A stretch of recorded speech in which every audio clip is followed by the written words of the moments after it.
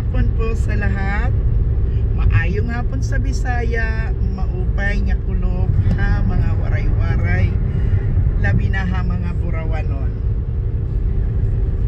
Another day, another vlog. Welcome back to my vlog at Manay Mirna 5.5. So ngayon, papunta kami ni Papa Leo sa happy place namin. Kung nakita nyo yung una kong vlog doon sa sa mukbang ng hotdog, sabi ko every Sunday, once in a month, may pinupuntahan kami, dinadala ako doon ni Papa Leo, pampaalis ng stress sa isang linggo niyang trabaho at isang buwan niyang trabaho at isang buwan ko na walang trabaho sa bahay lang. Nakakaalis ng stress ang place na ito, kaya tinatawag namin ni Papa na happy place. So ito na ang papunta doon, kasi sabi ko isasama ko kayo doon para kung saan kami nagpupunta once in a month. Dahil dito sa Amerika wala kaming mga barkada. So wala kami lang sa bahay. Pag nagkakatuwaan, kami lang, magtagay-tagay kami lang. Hindi tulad dyan sa Pilipinas na marami tayong mga barkada. Kasi dito sa Amerika, pag magkaroon ka ng barkada, lalo na ng mga Pilipino, magastos talaga kasi syempre magtitipon-tipon, hindi man pwedeng hindi ka gumastos. Magdadala ka rin ng mga pagkain, magluluto ka, kasi nakakahiya naman na palagi ka na lang nakikikain. Kasi dito pag magpunta ka talaga sa ibang bahay, pag may invitation sa'yo, hindi ibig sabihin no na magpupunta ka doon ng ka lang, wala kang dala, kahit naman lang wine, beer, or like kahit lang mga cake, mga ganon. Basta pag nai-invite ka, palagi ka talagang may dala kung magpupunta ka sa bahay nila. So iba kasi dito na hindi ibig sabihin na pag ina-invite ka magpupunta ka agad-agad, ng nakakahiyak. Kaya magdadala ka talaga ng kahit ano. So kami, pag may mga invitation sa amin, minsan di kami nagpupunta kasi parang naano din kami sa sa gastos. Alam nyo naman, hindi kami mayaman. Sakto-sakto lang yung namin, yung life namin dito.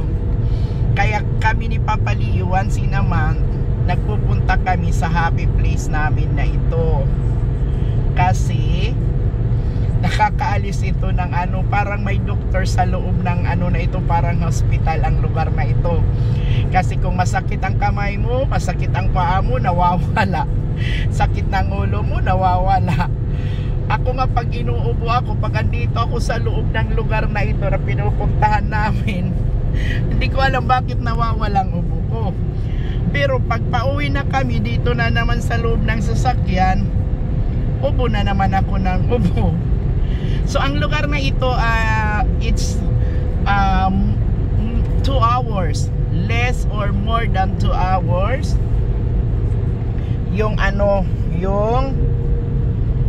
yung oras papunta dito mula sa amin, kasi malayo ito. Nagpupunta kami dito pag may mga draw or paraffle ba, o kaya may mga promotion, kasi sayang din baka makuha namin. Nakakuha na kasi ako dito ng payong, t-shirt, blanket, wine. Pag may promotion kasi, nagpupunta talaga kami para makuha namin. So I know wala kayong idea kung anong pupuntahan namin na may mga promo, may mga paraffle. Mamaya ipapasilip ko sa inyo ang loob, konti lang kasi bawal unless registered na vlogger ka sa loob nila. Pero kung tulad ko lang na ano-ano lang, laro-laro lang yung pagwa-vlog, lang ng yung bang laay, ano bang tawag dyan, pampawala lang ng boredom ba. So bawal ako doon mag vlog, pero gagawa tayo ng way na makita nyo kung ano ang nasa loob ng happy place namin na ito. So masayang masaya talaga kami pag nakapunta kami dito. At imagine yung 2 hours namin na biyahe, marami kaming napapag-usapan. Kasama na doon yung minsan mag-argue na kami. Imagine 2 hours, balikan 4 hours. So marami na kami. Minsan naman maayos yung pinag-uusapan namin, mga plano ba, mga magagandang plano. Pero minsan kung ano na, nag-aano na kami, mabuti na lang at dalawa lang kami dito sa loob ng sasakyan namin. So malapit na tayo guys. Ipapakita ko lang sa inyo kung ano ang pinupuntahan namin dito. Natutuwa talaga ako pag Sunday na kasi off si Papa, tapos ako nakaka-off ako sa bahay kasi nandoon si Roslyn. So nagpupunta kami dito. Ito yung daan papunta doon. Tawag dito nila I-4. Maayos yung ano dito, yung daan, kasi nakakapagbunot ako ng kilikili sa 2 hours. Nagagalit na ngamin sa si Papa. Sabi niya, ano pang bubunutan mo, tapos ng kilikili, tapos ng kilay. Hindi man ako nahiya magbunot ng kilikili kasi 10-10 man yung ano. So hindi ako nakikita dito sa loob kung ano ang ginagawa ko. Kaya marami akong nagagawa. Minsan noon nag-aano ako, nag-cutics ba. Kaya lang na ano si Papa kasi maamoy daw, na ano daw kami, na mahihilo daw siya sa amoy ng cutics. Pero marami talaga akong nagagawa kasi maganda yung lugar na yung ano ba, hindi lubak-lubak yung kalsada. Kaya nakakaano talaga kami. Ako lang kasi si Papa hindi man yan magpunot. Yung kilikili ko both sides na natatanggalan ko ng balahibo, lahat ubos. Tapos may missing child nandoon sa ano nila. Pag may missing kasi dito, nilalagay nila sa mga screen para kung may makita ka na ganun bata, makapagtawag, makahelp ka makatawag. So ayun, malapit na kami. Malapit na kasi nakita ko na ang flag ng Amerika. At saka maraming sasakyan. Ang dami-daming sasakyan. Mga ano yan, bilihan ka ng Gatorford. So ang 2 hours namin na biyahe, okay lang sa amin kasi nag-uusap-usap kami. Kung may pagkain, sinusubuan ko siya kasi nagda-drive siya. Ayun, yun lang ano namin. Thank you pala sa mga viewers ko. At saka maraming salamat sa pagtsatsaga nyo sa panunood ng simple kong vlog sa isang senior citizen na nandito sa Florida, nakikibaka. So malapit na tayo. Ako ay masaya lang ako dahil kontento ako sa kung anong meron ako. Hindi ako naghahangad ng kung anong meron ang iba. Hinihintay ko na lang na magkakaroon din ako. Basta tiyaga lang. Just keep on praying and do your part. Makakamit mo rin kung anong mayroon yung iba. So mga manoy-manay, kung nasaan man kayo ngayon, mag-iingat kayo.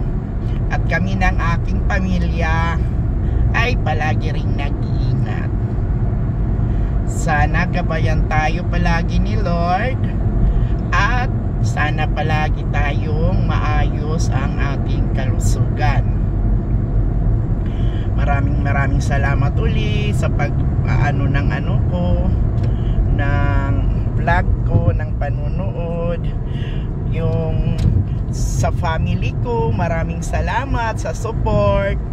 Kay Miss Daisy Agustin Rino. Meron, alam ko na palagi siyang nanonood kasi nagko-comment siya sa comment section ng vlog ko. Thank you, Day, for supporting your auntie. Umuulan na naman dito sa Florida. Hindi mo ang Florida talaga, hindi mo ano bang tawag dyan, maaraw. Tapos maya-maya bubuhos ang ulan. Tapos maya-maya parang walang nangyari, parang hindi umulan kasi sobrang init na naman. Ganyan kami dito, parang Pilipinas lang. Ang pagkakaiba lang, ang init dito hindi tulad yan, yung humid. So malapit na kami guys, makikita nyo na ang entrance. Pero pag madating na tayo doon sa entrance, ikakat ko muna. Tapos abangan nyo ang sunod ko na vlog kasi yung sa loob naman. So God bless us all. Maraming salamat po. Ipakita ko na sa inyo ang malapit na kita pa yung entrance ng happy place namin ng papi ko. Ito lang yung lugar na palagi kaming masaya, maliban doon sa bahay kasi nandoon yung mga anak ko at mga apo. Yan ang building na yan na sobrang laki, yan ang pupuntahan namin. Pero dito muna tayo sa entrance. Ipapakita ko sa inyo kung ito na, para may idea kayo kung saan kami magpupunta. Tapos sa loob papasilip ko para at least once naman nakakalabas kami, nakakapunta ang layan. Ayan ang building na yan, dyan kami papasok. Yan ang namin. So ayan na, makikiyan. Yan ang building, sobrang laki niyan. Maliit lang dito sa pero sobrang laki. So ayan na guys, dyan kami sa guitar na yan. Nakikita nyo ang guitar na yan, dyan kami papasok. Pero dito kami sa kabilang daanan. Yan, dyan ang pasok namin talaga. Thank you guys for watching. See you on my next vlog. Abangan nyo ang loob. Bye!